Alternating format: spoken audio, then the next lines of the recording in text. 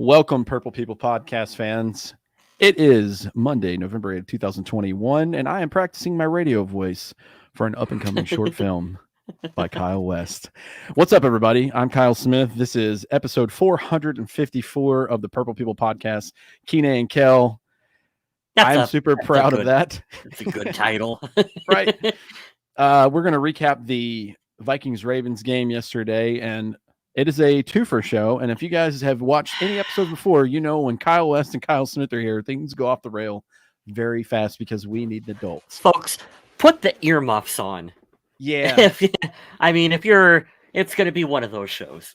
I think there's going to be some choice words to be said about this Minnesota Vikings team. Yeah, I'm going to try to keep it to a minimum just because I understand being a father and trying. Some of you guys listen to this. I know some of my friends listen to this with their kids around. So we'll try to leave as many of the F-bombs out. But if I let a medium swear word out, don't be alarmed. We're about fed up with this Vikings team. When we get to here, when we get to this portion of the show. Are those your notes? Yeah. Oh no. Yeah. Well, go ahead and pack your bags, everyone, because all of you are getting fired right now. Every one of you. Doesn't matter who. There's gonna be a fire sale. We're doing an entire get the comments up on the screen already. We're firing Zimmer already. Oh, here we go. Chat. I love it. I love you guys. What's up, Jake? Can we just fire Mike Zimmer? Hey, we talked about this last week. Probably not unless they just lose like 6 in a row. Then I think towards the end of the season. But yeah, his time's done here, man. I just don't see how you can justify keeping him around. This is our therapy session. This is our vent line, our therapy session for all of us. So if you're in the chat right now, let us know what you think. Like all of it, everything about this team. Like let's just get it out. We're gonna talk through that this week. Jake says we literally won in all aspects of the game except winning the game. I don't even know where to start. Okay, let me start on rant number 1 here. Is that like I am not sure whether or not the Wilfs are to blame for this mentality that's going on in Minnesota. We know that they say a lot of the right things about how they want to bring a championship to Minnesota. But I also wonder at some point whether or not our owners are they're complacent with selling the stadium, selling some tickets, selling some jerseys like you and I are wearing. And once every 5 years or so, we make the wild card, we make a playoff push, and we're okay with that. Like, I almost wonder if that's kind of the mentality from the top down with this organization. And I, as a fan, am fed up with it. I think that's why a lot of us, like you, me, everyone in the chat right now, we are all like clear house. I don't want to be, hey, we made the playoffs in 2009 and then we weren't really good again until 2000. What was the Case Keenum year? 17. 17. Yeah. Yeah. We don't. You had two playoff appearances between there, which is the Adrian Peterson put the world on his back revenge tour, which quickly exited with the Joe Webb playoff game, and then you had the Blair Walsh game in between. So it's not a good measuring stick. And to your point, I don't think that the Wilfs really care about bringing a Super Bowl because, and I'm going to make a bold statement for the middle and lower class of America, which is what we are. If you have that much money, why the fuck would you care? The only owner I really truly believe besides Robert Kraft that actually gives a damn about his team is Jerry Jones. And love him or hate him, that's what it is. But let's start off right here up top. Ryan Denny says something that is going against Twitter right now and says, Zimmer is fine. We need an actual OC. I'm going to defend you, Ryan. I'm going to defend you. If you look at the defense and the personnel that have been gifted and taken away, not terrible, especially in the first half of football games. They're shutting teams completely down, which is odd.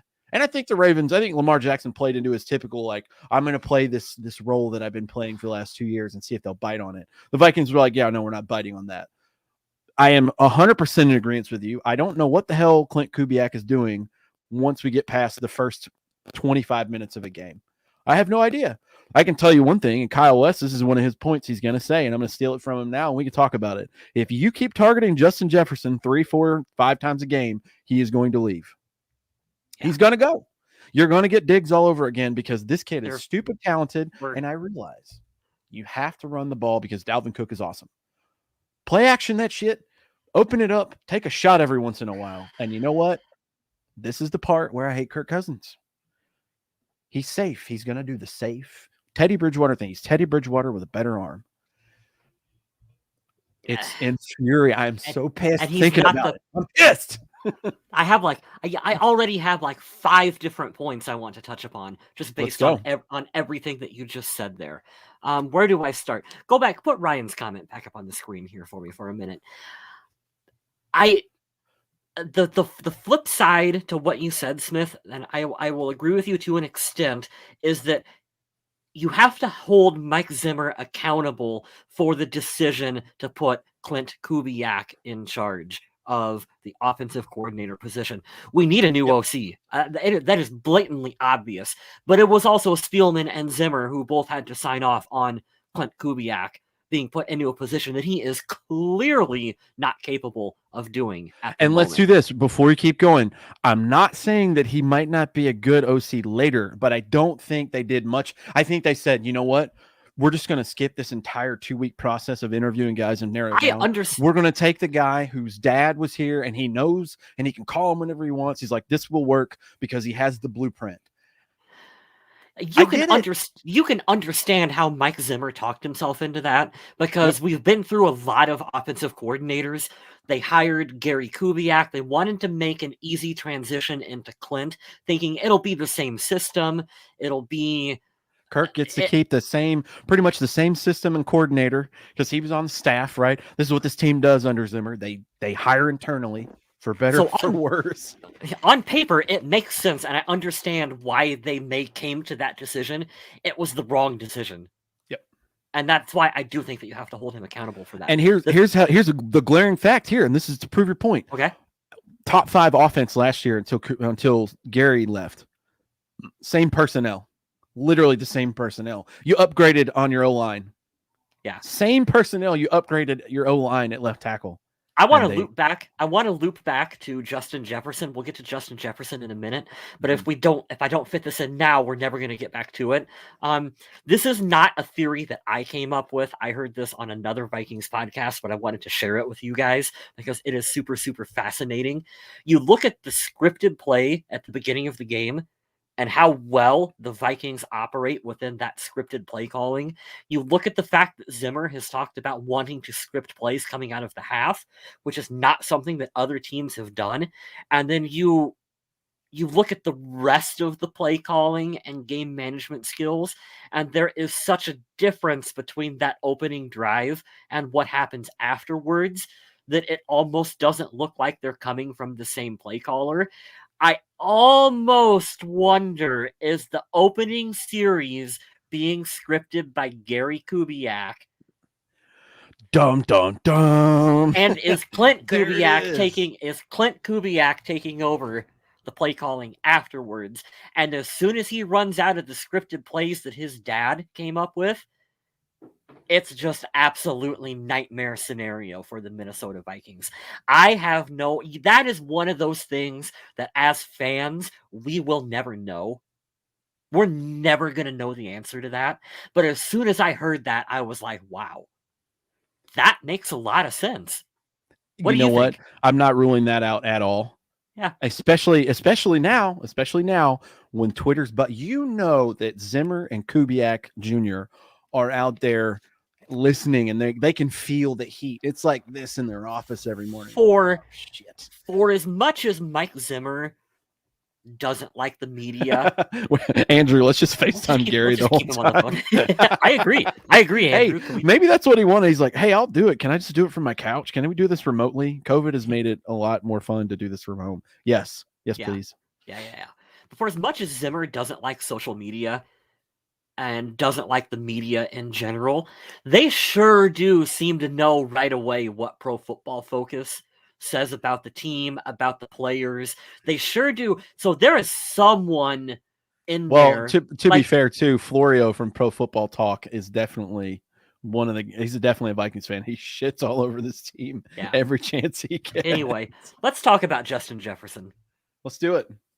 I think doomsday scenario is what you talked about, and it's already starting to happen with Justin Jefferson. Uh, he's our future. I like Dalvin Cook, but Justin Jefferson is the future of this franchise they need to build around. He is a top 5 wide receiver in this league. He should be the focal point of this offense. You cannot sit here as an offensive staff and say, well, after the first big game, the first big play, that he had, they switched their coverage and they were running a too high safety look, and well, we just couldn't get him open for the rest of the game. So now we got to throw passes to Tyler Conklin and C.J. Ham for the rest of the game. Like, you can't do that. You can't. He is going to be gone. And it's already started because he's already wearing a free Odell Beckham T-shirt on the sidelines. This is all you're already seeing him FaceTiming Stephon Diggs on the "How do I get out of Minnesota" playbook, and we do not. If this happens, the chances of Rick Spielman, if he is not fired, drafting another capable receiver in the first round are 0. Like, it is, he is not hitting again. It's a sad waste of talent. This is X number of week in a row. And I'll tell you, being at the Carolina game a couple of weeks ago, some corners do a good job of not locking him down, but giving him a tough time. But when he only gets 5 targets on the day, I don't know. Adam Thielen got 7 targets, but he only hauled in 2 catches. So I didn't get to watch most of the game because I was working, unfortunately. But I kept getting the updates. I kept refreshing, and it's frustrating seeing that. And he's still the lead receiver, even with 3 receptions, 69. I mean, he had that 50-yard touchdown, which is great. Right. But you've got to figure out, you don't have to do that every play. Hell, you don't even have to do that every series. But you've got to figure out a way to do that 4 or 5 times a game to take a shot, because it's going to keep the defense honest. And here's another thing. Running Dalvin Cook when they have so many in the box, if that's the way you want to start the game, and shout out to Dalvin Cook, 17 carries for 110 yards. I get it. You want to use your running back that you paid a lot of money for, but here's the deal. They're only going to be able to stack the box for so long. When you have man coverage, I'm 100% blaming Kirk for not taking a shot on that. And that's him. That is him every time. Smith, I don't know if you caught it. There was a point in the game where one of the announcers, where they were getting ready to run the ball right up the middle with still, I think, partially injured Dalvin Cook, where they circled the whole back half of the field and were like, there are no players here. They are all right here along the line. How are the Vikings not finding a way to get literally anyone in this open part of the field right now? I am at the point with this offense and Kirk Cousins where I will take a game-losing interception if it means Kirk Cousins tried to fit the ball of any kind. If it means Kirk Cousins tried to put the ball into Justin Jefferson's hands in a single coverage game-winning situation and it just didn't work out our way, I would be like, hey, they tried. And also this, Jake, we have to put your comment up again.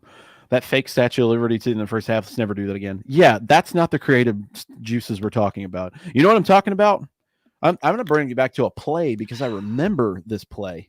All right. This was against Green Bay, and I want to say this was 16, 17 year, one of those two. 4th and 1. I think it was the miracle year. I'm pretty sure it was in Green Bay, too, because the Vikings were wearing white jerseys. They do a sweep around the side with Adam Thielen on 4th and 1. Now, obviously, he's not a special teamer anymore, so that might be a giveaway. But if it's 4th and 1 and you're going to punt and you're like the 40, take a shot. Who cares? Do it once, do something. But this right here, guys, this isn't it. You know what? We just found out, and the coaching staff should know, this is the reason why they drafted him. Hey, that kid from Iowa State, that running back, this is the first time since Cordero Patterson that we have a speedy playmaker on special teams who looks like he can break one to the house at any moment. Now, I know we eventually got tired of like the Cordero Patterson jet sweeps, but hey, maybe this rookie running back who's really quick, maybe we could try to run a jet sweep with him and get him on the outside in some open space and let him try to make a play. Or you can study other teams that have a really high success rate and watch their thing called film, because there's so much film out there. And I mean, fun fact. So this is another point where I'm just going to go rant and shit on the Vikings for not being progressive and coming out of the monsters of the Midway era offense in '83. Oh, you know where the Philly special came from? You guys know where that came from? It came from Mitch effing Trubisky doing it against the Vikings 2 years before. That's where it came from.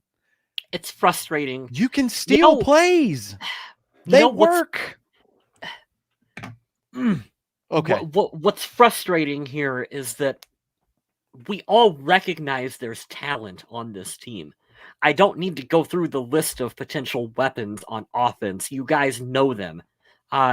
And say what you will about Kirk Cousins, I still think, for all his faults, Kirk Cousins is capable of running a decent, effective NFL offense. If he has the proper coaching, I think that you could win games with him. I don't know if you can win a Super Bowl with him, but you could win games with Kirk Cousins. He's not a leader. And I think that's part of the problem. But the play calling is just so atrocious. Yeah, no, you're right. It doesn't accentuate what he's good at, and it definitely makes what he's bad at worse than what it is. If you give him the option to be Charlie Checkdown, he is going to take that every time. And then you're going to leave him out there to be exposed to be what he is. You know what I like? I like Kirk Cousins against the Saints in the playoffs a couple years ago. That's not afraid to chuck it in overtime and throw a bomb and be like, oh my God, they're going to walk off with a win here. They have no business winning this game. But you know what it is? Ever since that game and the game after that, literally since the 49ers loss, it's not been, they have no business winning this game. How are they going to lose today? How are they going to find a way to lose? Am I right? Ryan's comment there that was just up on the screen, that the 3-and-out in overtime against the Anthony Barr interception. Anthony Barr is in the twilight of his career, I think, just based on injuries and other things like that. He's never going to be the same. But that is a moment where it's like you keep guys like Anthony Barr around because they're able to flash like that. Mm-hmm. In a moment where you need them, he was able to flash and come up with an excellent play. And it's a shame that was an amazing interception that should have been a game-winning interception for the Vikings, and they squandered it that badly on offense afterwards. I'm dumbfounded. For those of you that maybe listen later on whatever platform or whatever, or you can't visualize on YouTube, I wonder if Cousins pulled a Brett Favre and said, F the play call, what would Zimmer do? Well, I don't think he's going to do much because he's not going to get out on the field. And the fun part of that is, did you see how in his face he was after that game winner against whatever, the Lions? That's all an act. If Kirk could be that all the time, that's not Kirk. That he was fired up for the win. I believe he was fired up to win that game. But the problem is, you can't be fired up to beat the winless Lions. You need to be fired up enough to go over and talk to your kicker and be like, "Hey, go win this game against Arizona." Which, by the way, we're going to talk about that too. How the NFC landscape would be shaped completely different because of the Vikings if they had pulled it off, because they have been in 8 games out of 9 weeks so far, right? 8 games this season. They've lost 5, won 3. A lot of these games have came down. I think 5 of those games have came down to the last play. What are you doing the other 59 and a half minutes? Like, what are you doing besides not scoring at all ever in the third quarter, which is another thing that this offense needs. But, I'm not going to put anything else on the kicker. But that one game, if they had beat Arizona, they would have been undefeated. This whole NFC bracket would look weird because everyone would be more close to average and more close together. But these couple of teams with 1 loss and 2 losses, they're running away with everything now. But I was thinking about that on the way home today. I was bitching about something in my head. It was like, you know what? Greg Joseph makes that field goal. This team's 4-4. I don't know, man. I don't know. And that's the thing with you don't hang, but you don't hang banners for ifs. Well, that and don't go down that rabbit hole, because then you'll start to believe again, which you don't need to do with this team. I know. You don't need to do that. Oh, here's a good stat. All of the Vikings losses, they're 3-5. All total, 18 combined points. That's rough, man. If you just look at the box score, the Vikings, the final score was 34-31. Mm-hmm. You'd be like, oh yeah, Lamar Jackson, he's a really good quarterback. And the Vikings only lost 34-31. Like, it doesn't look that bad. And that's why we always talk about where it's like with Kirk Cousins, you can always do this thing where you look at some stat or some box office score and you can go, well, but that doesn't tell you the full story with him or with this team. What was the stat that I pulled up about Zimmer? I've got one here for you, David. He is 19-44 overall against teams who finished the season with a winning overall record. That is presuming the Ravens will finish this year with a winning record. And I assume they will. So 19-44. He cannot win against good NFL teams. Mm-mm. Here's another one, too, to add on to your point, David. I'm going to add to you, but I'm not going to talk about Zimmer because I think you're doing a fine job of explaining that. The last year in 2020, I blame completely on Rick Spielman for not going and getting more veteran players and letting that team go out there with a bunch of rookies and be like, nah, they'll figure it out with no training camp and everything's virtual. Like, can we look back at that era of this team and just that season alone and think about how arrogant you have to be to think, oh, we're fine. We don't need veteran leadership and depth there. And we don't need practices either. We'll just go out week 1 and play Aaron Rodgers and be like, yeah, we'll compete.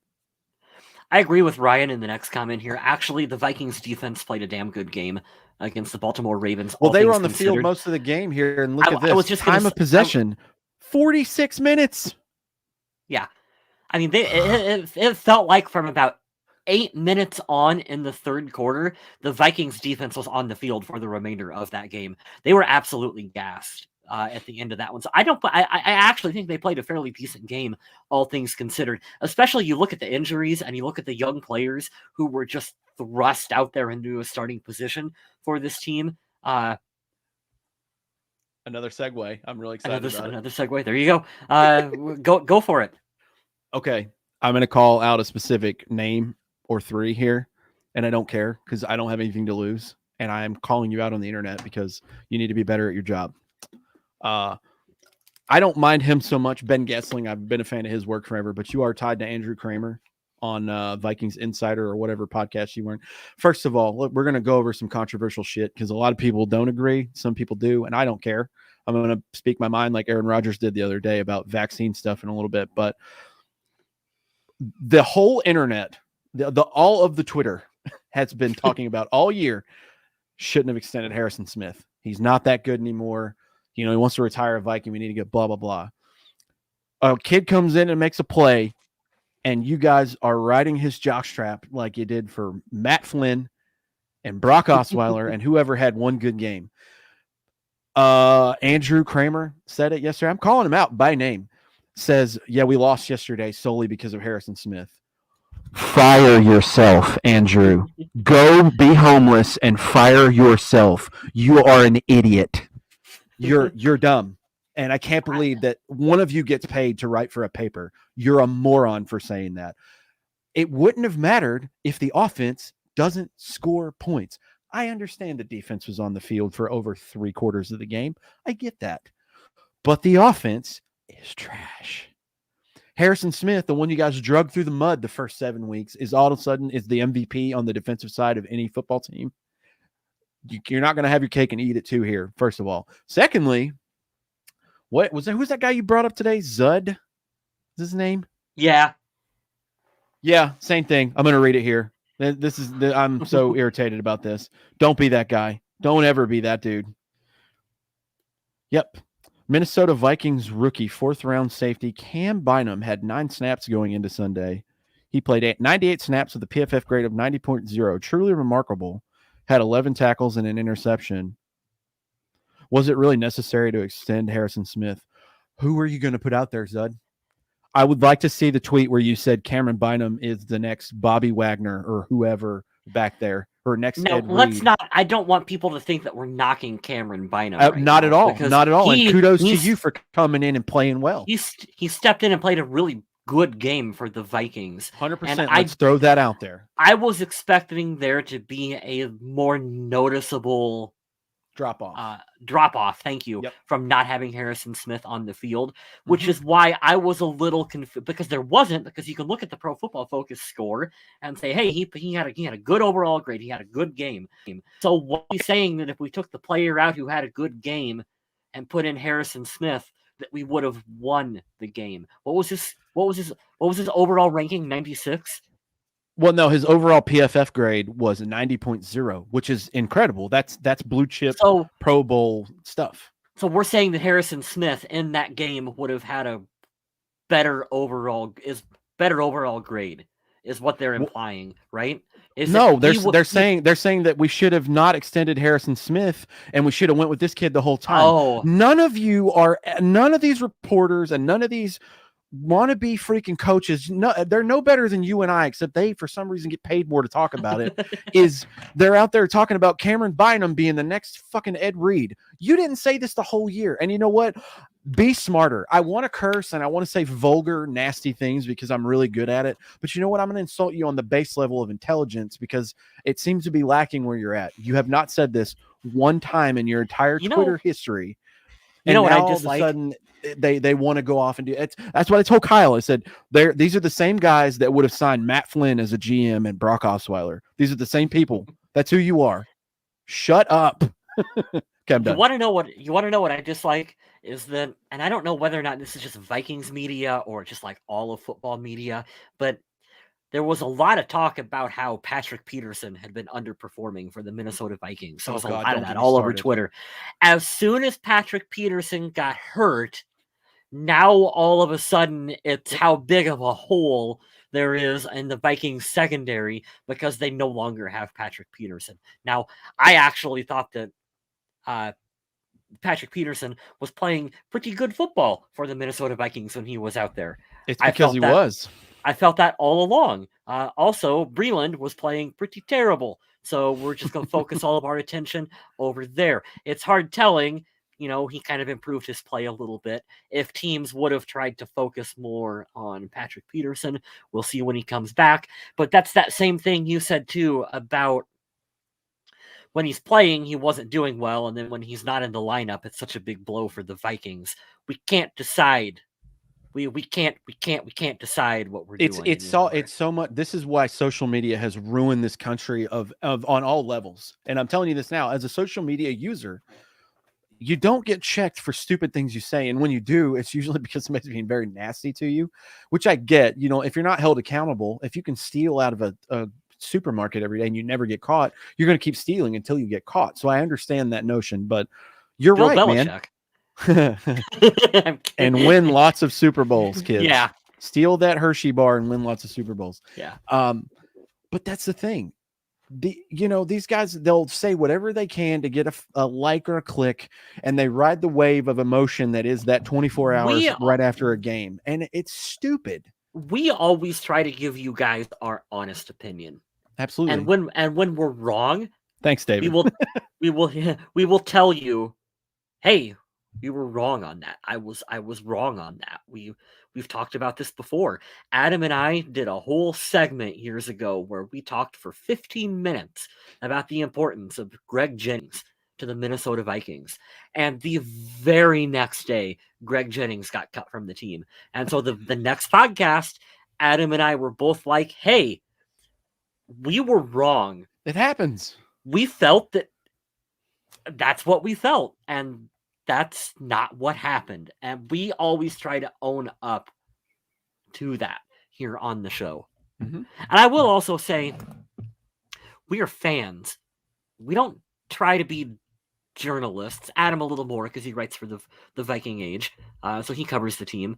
But we're fans of the team. So I almost feel a little bit like we're allowed to be a little overly emotional and attached to the team when someone like a Chris Tomlinson, it's your job to be professional. And I feel like if I was in his position, I would be way more profedon't than what he is. Dude, like I see why Zimmer hates his guts. I do too. And it's like, I don't even know how we got off on that subject, but all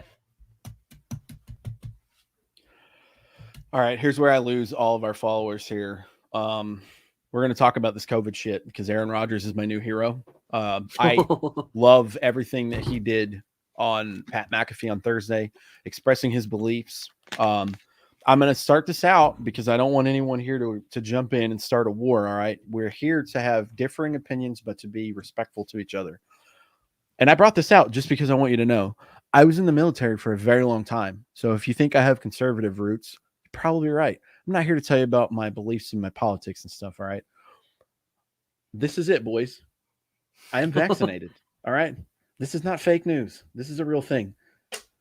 I still think you have the right to choose what you inject into your body. I will not have any slander, and I will defend Harrison Smith for his choice there. You know what we should be attacking here, and this is all in that Aaron Rodgers, Pat McAfee interview on Thursday.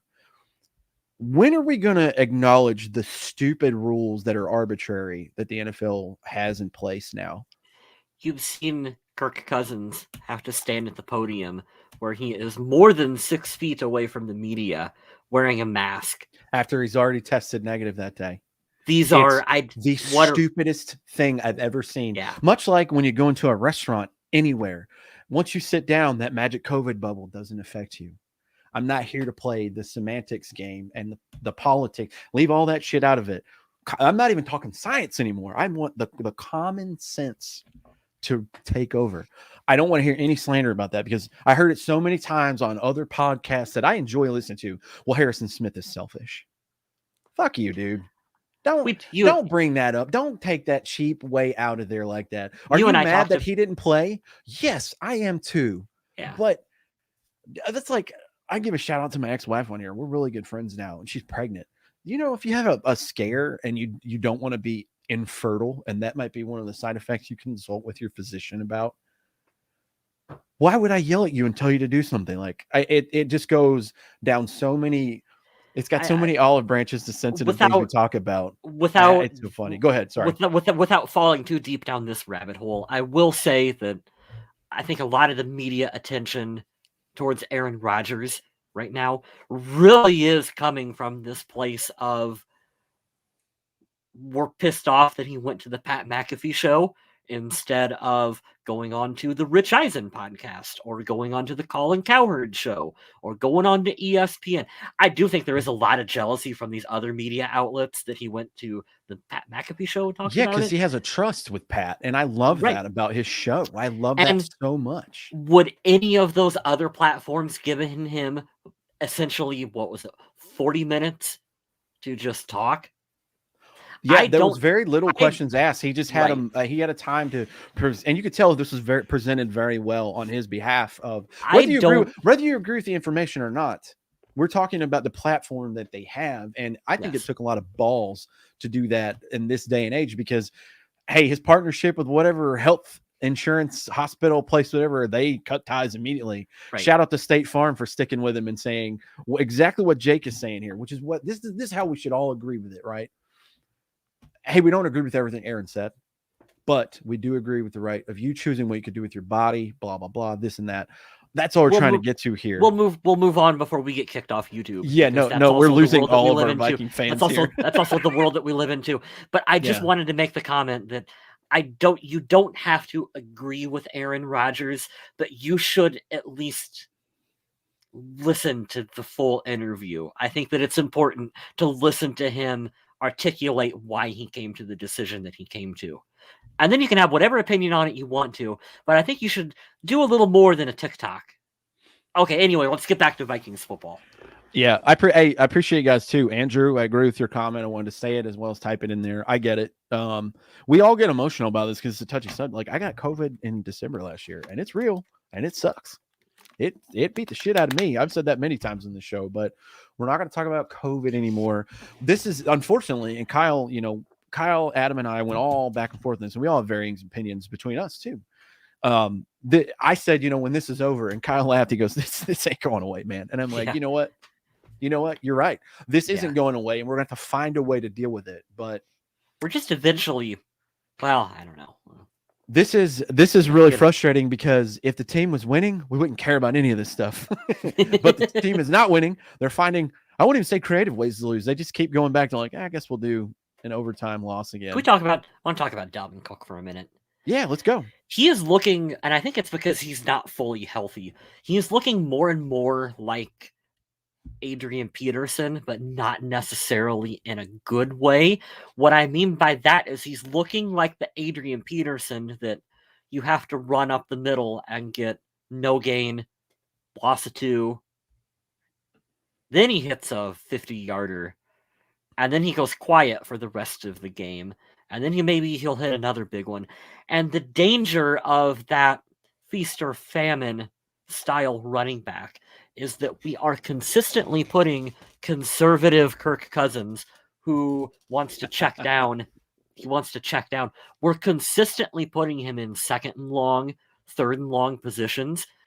This is not a good combination because instead of him, he does not want to pull the trigger on throwing that deep ball to Justin Jefferson on third and long.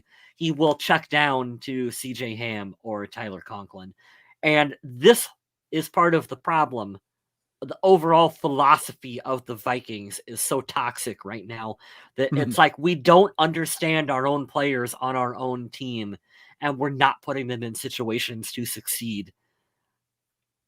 Something's got to give here, folks. Is it because we got to look at his contract and like the ins and outs and the clauses and stuff. Does Kirk have a clause to reach a certain QBR this year and certain completion percentage? Is that why it's so conservative?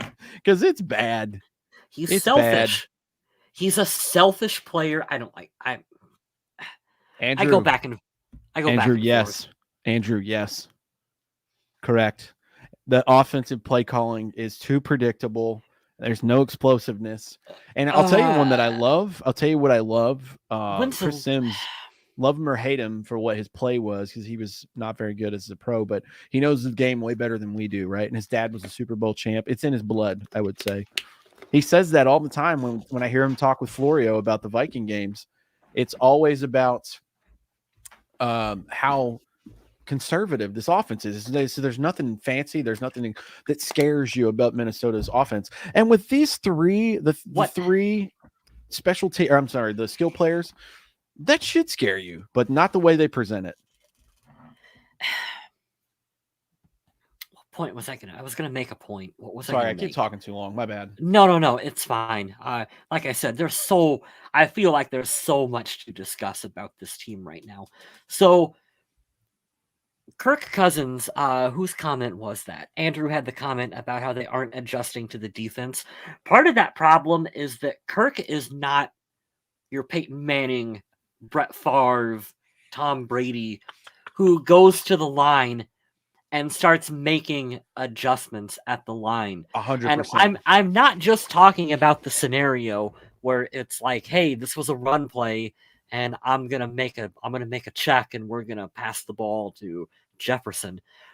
I don't know, because I didn't necessarily know this until recently too.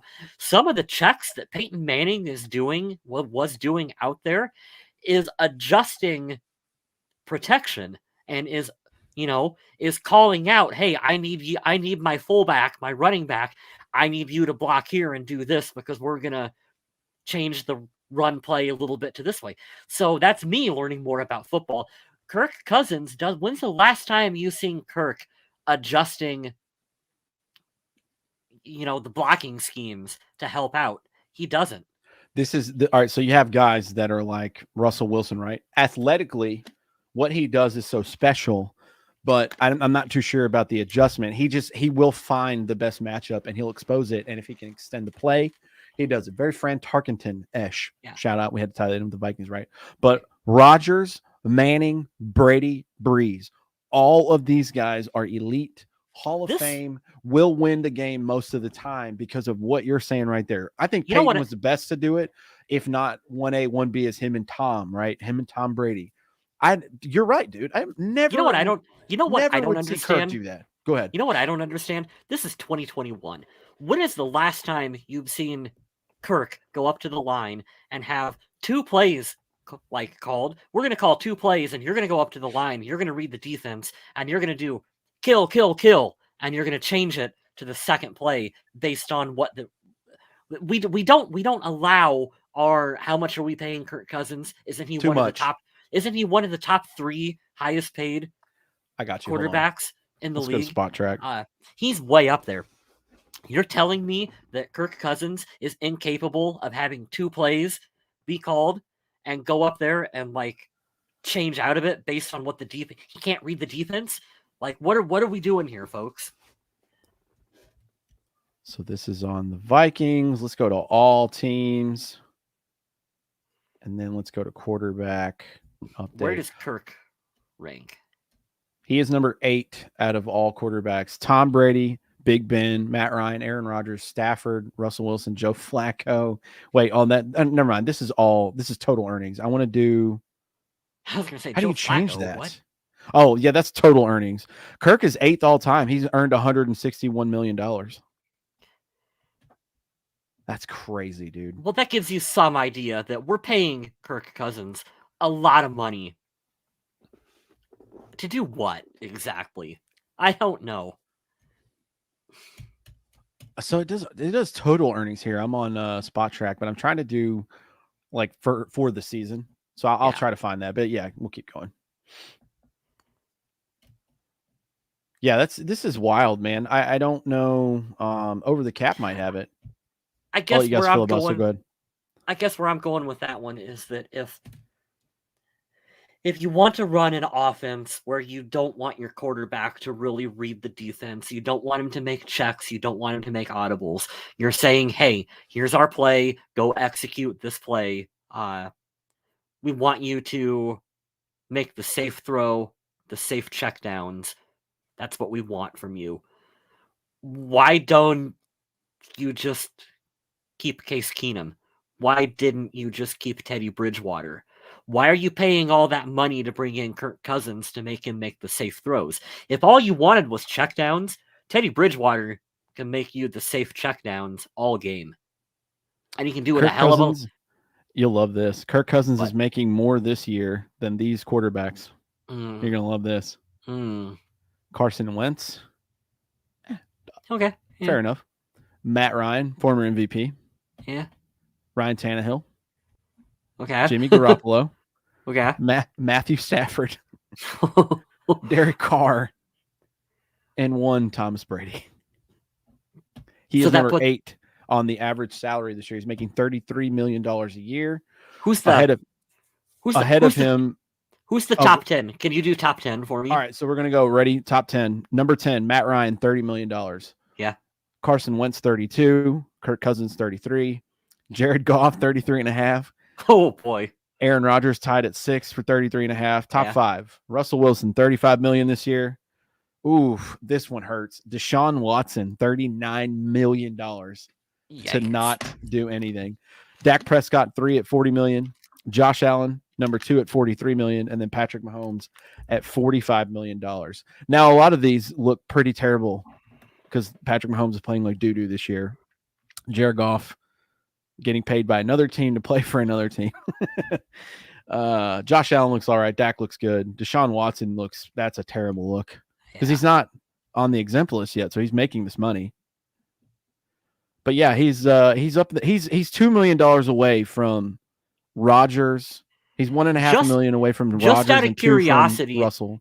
Can you scroll down that list and tell me where Teddy Bridgewater is? Does it go down? Probably not. He's not on this list, but I can tell you what his salary is. Yeah. Yeah, you guys filibuster for me, and I'll tell you what Teddy Bridgewater's making right now.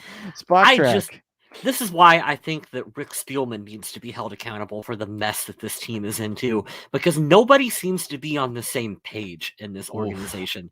It really feels like Mike Zimmer didn't necessarily care who the quarterback for this team is. He doesn't care about offense. He doesn't care about your quarterback. Sounds like a D coordinator to me. It's really weird. Sounds like a defensive coordinator.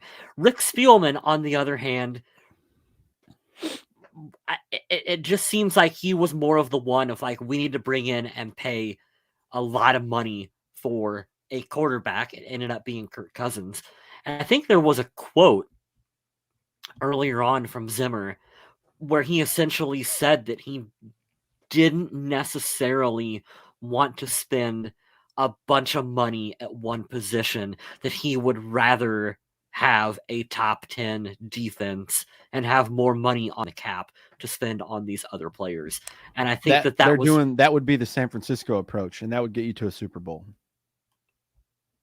It would, and I like that. But now you have to worry about Jared. You have Jimmy Garoppolo or Trey Lance, and they both look terrible. So I get where you're coming from, Andrew. You could definitely fire Mike Zimmer and get a Brad Childress. I would go with Brad Childress instead of Mike Tice. Or Mike Tice, whatever. Well, whatever coach you want to pick. You definitely take that step down. And it could be a big step down, and we could just look absolutely awful. I don't want to be that team, the Jeff Fisher team, where it's like we are just middle of the road forever. We don't really go up, we don't really go down, we're just middle of the road. That to me almost seems worse than, well, we fired Mike Zimmer and we tried this other coach and it didn't work. It's Minnesota mediocrity. You don't want that. We'll try again. Like, hey, we'll try again, folks. So Teddy Bridgewater's making Ryan Denny's. Oh my god,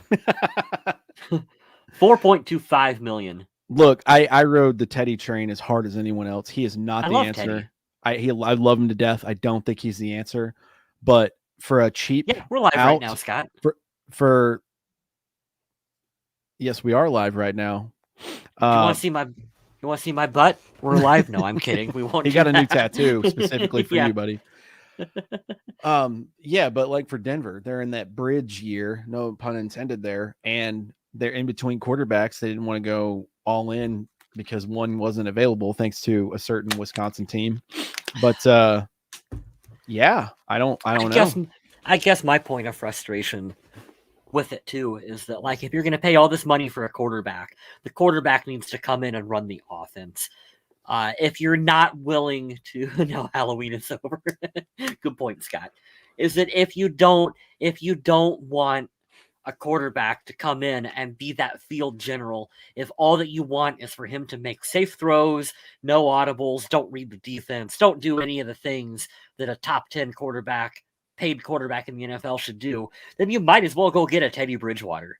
You might as well go get a Case Keenum and pay them next to nothing, and they can kind of execute your offense, and we're not really that worried about it because we're building that top 10 defense. That's where I'm coming from with this. It's an interesting thing because Kirk, on the whole, you can see the pluses from what he was versus Bradford, Keenum, and Teddy Bridgewater, right? I liked Bradford. I loved Sam Bradford's talented as shit. He just couldn't stay healthy. That's the sorry thing about that. So man, that's brutal. Soda 612. I'll take Madden Champion as a play caller instead of Zimmer and Kubiak. I mean, here's the thing about that. There's 17 or 16 games last year. They went 7-9. And they're 8 games into now. They have lost more games than they won. It's been consistent now. And the excuses are getting old, though. Oh, we're a good team. We just can't finish. That's the whole reason you're here. We can wrap it up with this is my final thoughts about this. This Ravens game, to me, feels like the last big hurrah for this Vikings team. This was the last of our veterans, the last of Mike Zimmer being defiant, going, "Hey guys, our backs are against the wall. We're gonna give this our all." That's Anthony Barr with the last big play of him as a Viking, coming out there in overtime and giving it his all and going for it. At this point, you got to look at the rest of the schedule. Who comes up next? I can tell you who's next. I'm going to be there in Los Angeles this weekend. Chargers. And I am not looking forward to Justin Herbert carving up this defense. Yeah. The only positive, and this is coming from my brother. My little brother is a diehard Chargers fan. Thanks to North Carolina and Phillip Rivers. For whatever reason, he loves Phillip Rivers, who is awful and not a Hall of Famer, John Mark. I'm telling you now, he sucks. He's terrible. I love giving him crap for Phillip Rivers. I talk so much junk. He loves him, and I couldn't. Yeah. I hate his throwing motion the most, so I always make fun of that. But it's all I'm just picking with him. But yeah, this is a positive that gives me hope for this game this weekend. They are 32nd in run defense. So if you want to do the Mike Zimmer game, which we've been doing, this is the time to do that. This is the game to go in there and do, hey, Madison, Cook, you guys are getting 45 carries today. So suit up, eat your Wheaties. But that offense is scary. That quarterback is damn good. That's that right there, Minnesota. If you want a prototypical, that's what you want right over there in LA. Go find one of those. Just throwing it out there. We're going to have one of those performances coming up, whether it's against Chicago or the Packers at home.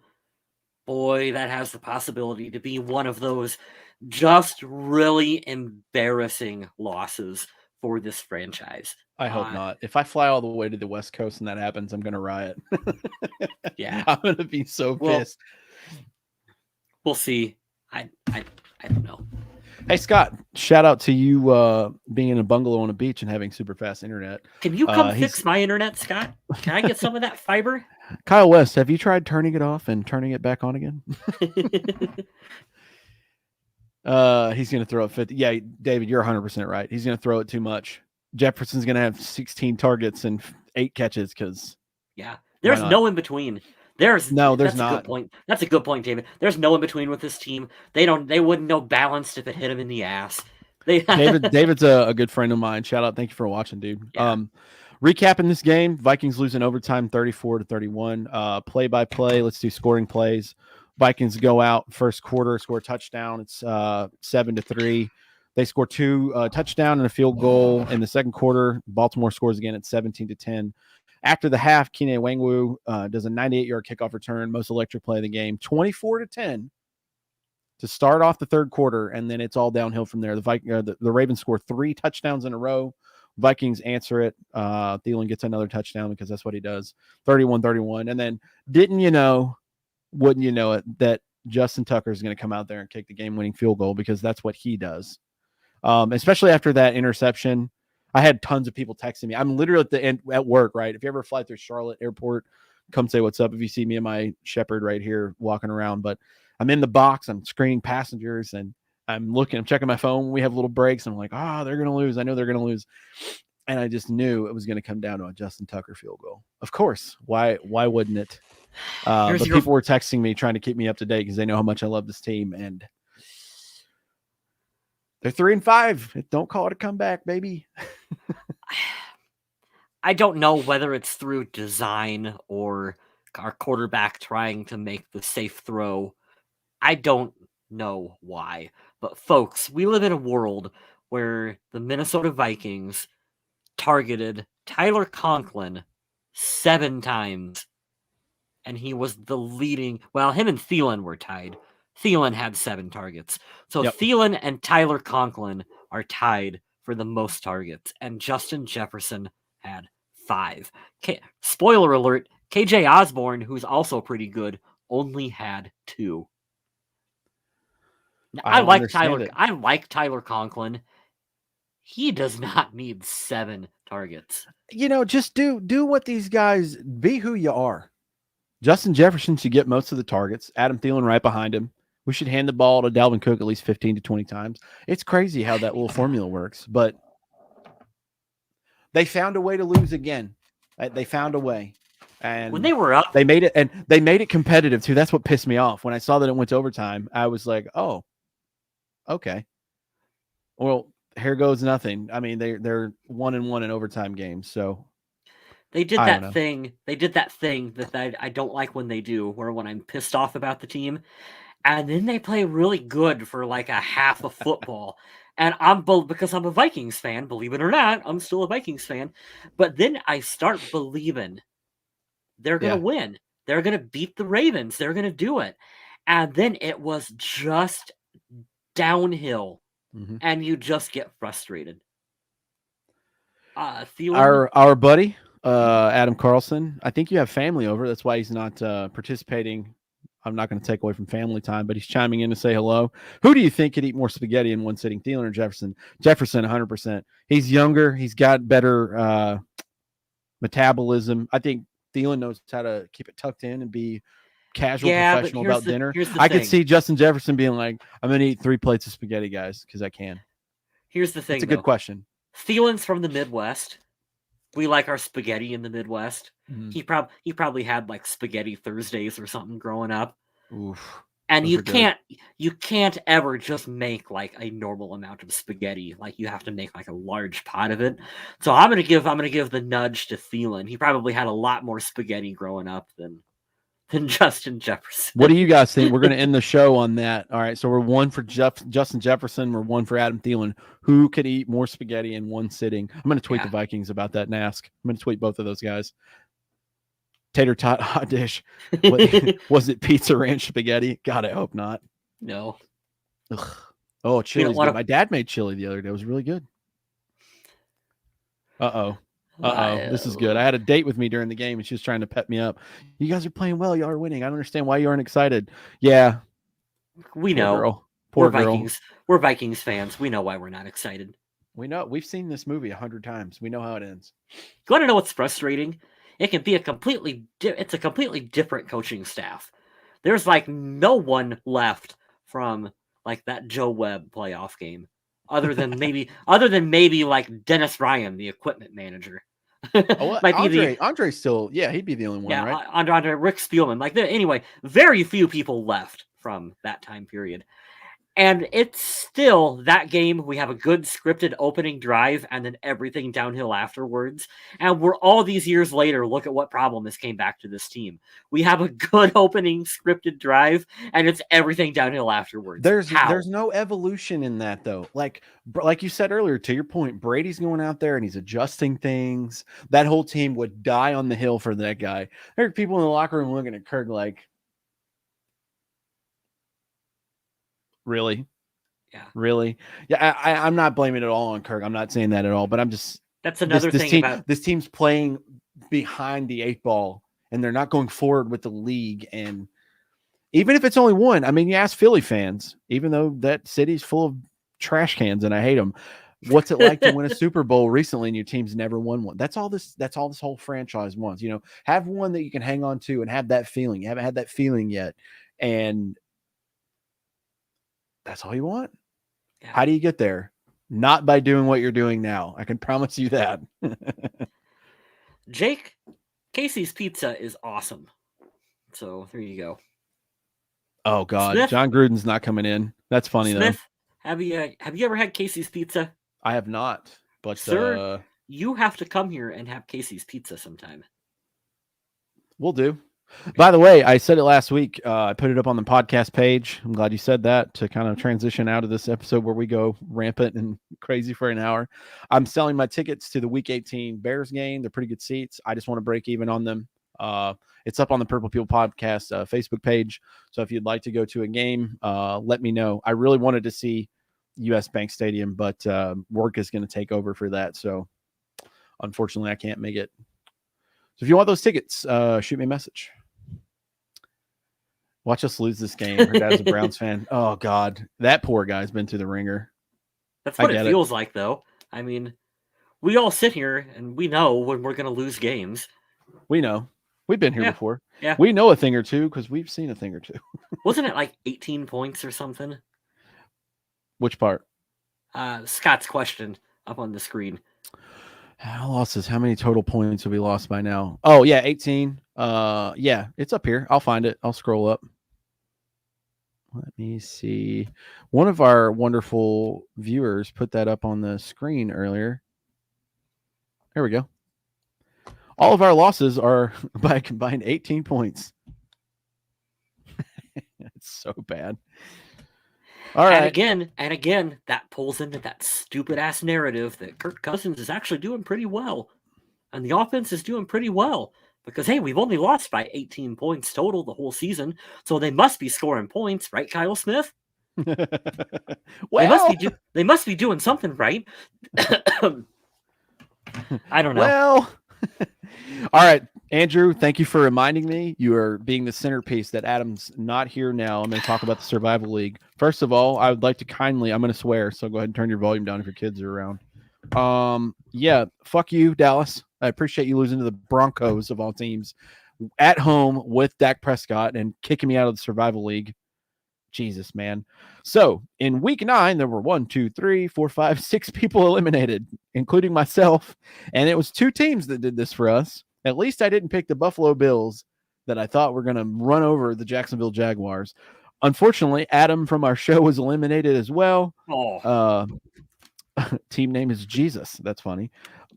Jesus and Adam both picked the Buffalo Bills, who got beat by the Jaguars. Myself, Bleeds Purple, B22RNT, Brenta maybe? I don't know. Home Sweet Mahomes and myself all picked the Dallas Cowboys, and we are out. So that leaves 1, 2, 3, 4, 5, 6, 7, 8, 9 teams left in the survival league. And there are still 3 teams with no strikes. There are 3 teams with 1 strike, and there are 3 with 2 Scott? strikes. Did that just happen? What's that? Go down. Oh, the Saints have inquired for Teddy from the Broncos. That'll cost. I thought you said inquired. Oh, I thought you meant that they actually traded acquired. Oh yeah. And the trade deadline's over. gone, so they're gonna have to release him and go all that. That'll be interesting too. Tomorrow's Tuesday. I'd like to see where OBJ goes. If they release Teddy, it goes through I don't know what the waiver wire order is, but my Detroit's God, first. Detroit, I know that. I was gonna say, if I'm Detroit, I'm taking Teddy right the fuck now. I have this in here somewhere. It's just I saved it so many days ago. I can get you the waiver wire really quick, and we can talk about that. We're just BSing now, guys. Sorry, not sorry on that. I can't find it in the recent stuff. But yeah, that's the survival league. Ain't Throwing Darts, Aussie Viking, and Jake are in the lead with no strikes. Logan, Mind Blowing Viking Picks, and Zim Reapers all have 1. And the people still hanging on the edge, betting on this year, Big Trouble and Little Soda, and then Rolling Skull, still 2 strikes. But yeah, whoever wins this year, we're going to do what we do all year. Every year we have this survival league. I'm going to send you a goodie package from yours truly. Waiver wire, and this is from November 5th. So this should be fairly accurate and up to date. This would be the order they go in.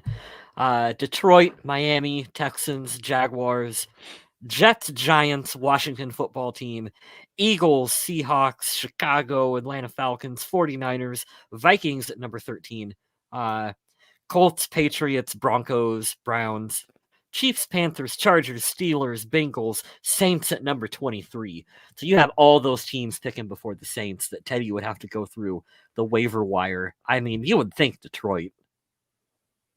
No, they're paying Goff too much. I would think. Well, who needs the quarterback right this second? Texans at number 3. He hasn't played for Houston yet. Oh, it makes sense. Yeah. He could make his tour. Jets at number 5. Ugh. Yeah, Scott said they're saying OBJ to Seattle. Here's the thing that I don't know, and Adam would probably know this more if you guys in the comments know.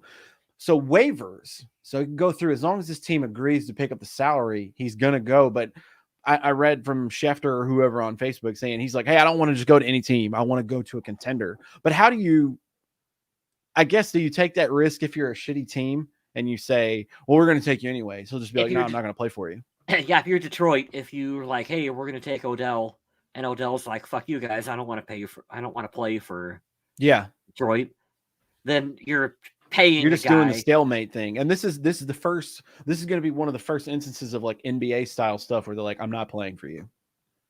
As it's going to happen. It's slowly going to happen everywhere in the league for these superstar players. But Justin Jefferson. Yeah. I don't want to jinx it. I don't want to jinx it there. Scott, good point too. Adrian Peterson wearing number 8. Kind of weird. It's not weird seeing him score a touchdown and still having a fat hog in his mouth too. He's got to dip in every time I see him in pictures, dude. It's nice. Yeah, the Titans put a hurting on the Rams last night. I got my Adrian Peterson jersey on. It's weird watching him play for the Titans, though, isn't it? The Titans are slowly coming into their own right at the right time too. Good for them. Put a hurting on the Rams last night. Adrian looked his age a little bit last night, too. That was what was a little weird about watching that performance. But I hope that once he gets a couple games underneath him, he find his legs a little bit. It's about time to we should probably wrap this up. Yeah. We're over an hour. All right, guys. We're over an hour, and I still got stuff. Oh yeah, we've been talking. Kyle and I had been talking on the side all day. We were fired up about the show. Oh Um, yeah. Adam Carlson's not here. I wanted to give him a shout out for the Viking Age first and foremost. He is a paid writer to talk about the Vikings over from Fansided and that realm and world. So go support him. And here's what I'll say, as I always do when he can't make the show: click on the article, log in, and leave a comment. Tell him he sucks. Tell him he's wonderful. Tell him you agreed with the info. Tell him why he could be better. As long as you interact and click and comment, his numbers go up and he gets paid more money. And we want to keep Let a roof over his head. let All him right. know how much spaghetti you can eat in one sitting. Now, if you guys brought that to the comment, I guarantee you'd make his day for that and be like, hey, by the way, Jefferson eats way more spaghetti. He'll understand what you're saying. He would probably want to know. If you get on his Twitch and YouTube channel, he and I do horror movie reviews. There's even one with Mr. West recently where we reviewed Halloween Kills. We're going to do another one here probably tomorrow or Wednesday, depending on when I can get the next movie watched. But yeah, we do horror movie reviews. It's a lot of the style of this where we break it down, but obviously a completely different subject. So if you're into that, go check it out. He also writes for... Oh, go ahead. Sorry. There's a really funny parody Twitter account because the tagline from Halloween Kills was "Evil dies tonight." Evil dies because it was on Halloween. So there's a account that has a countdown to Halloween that's like "Evil dies in 396 some days," and that's all that it tweets. So every day from now until next Halloween, this Twitter account is going to tell you how many days until Evil dies again. That shit to me is just hilarious. That's incredible. That's like that one that Adam always shares, the same picture of Jeff Goldblum every day. And he's just... Yeah. It's really good. Check out his work as well at Undead Walking. Same stuff with the Viking Age. If you interact, the numbers go up. I want him to have a booming Christmas. And yeah, you guys should do that too. Make the paycheck go up a little bit for the holidays. Yeah, you can check my work out using the link down below over there on redbubble.com/people/Phantasm Digital. I have uploaded some new photos that you might enjoy. I have a lot more that I'm going to get around to doing. Thinking of doing a revamp of the old shop at some point here soon too as well. So maybe some new product coming. You never know. Check him out on Twitter. Check his Instagram out. He's got good work, guys. And one of his photos recently just skyrocketed. I'm really happy and proud of him for that, especially the story behind that, which is really funny. But yeah, Kyle's just a creative guy. Even though he's here, I'm going to brag on him. Got some good stuff in the works. Not going to spoil it. Don't jinx it. Oh no, he's got good stuff in the works. Yeah. We just want to support our friends here. So support Adam and support Kyle, and have your pet spayed and neutered. How about that? Yeah. All right. I'm going to end the show and say, hang in there, folks. At least you don't have to do what I'm doing. I'm going to be wearing this Chris Carter jersey in the flesh Sunday at SoFi Stadium. I hope they pull out a win. I hope I keep the streak going. I've been to 3 Vikings games and they've won all of them. It's going to be a tall task. The Chargers are a pretty good team. 9 more games, folks. We've just got to get. We got to get until it's. Can't wait for next season in the draft. 9 more games, and then we're gonna get a new head coach. That's coming. New coach. What is it? So 6 months ahead of and behind of March is September. So we're 5.5, something like that. 5 months, 5-ish months away from the new NFL season, which is when all the fun stuff happens, to include a new Vikings head coach. So it's time. Boy, we really need to wrap this up, but it's time to start looking at the positives long term for this team. Of, hey, here's a young guy I like, Justin Jefferson. Here's the pieces that are going to stick around, and enjoy those performances. Enjoy. I'll start with it. I'll start with it right now. You know who I want to see stay? I think would be really good that had to prove it so far and has done well. Kirk Cousins. Let's keep Xavier Woods on this team. I like him at safety. Yeah, I like him too. Keep him around. That's a good piece. That's a good positive. Thank you, Lee, Scott, Andrew, Jake, David, all you guys. Really do. I appreciate you. Who else was in here? I'm trying to name everybody before we get out of here. Soda612 with a good comment. Thank y'all. We really appreciate you. And there was a lot of interaction tonight. So it's a good show. Appreciate you guys. And as Adam Carlson would always say if he were here, Stay classy, Minnesota.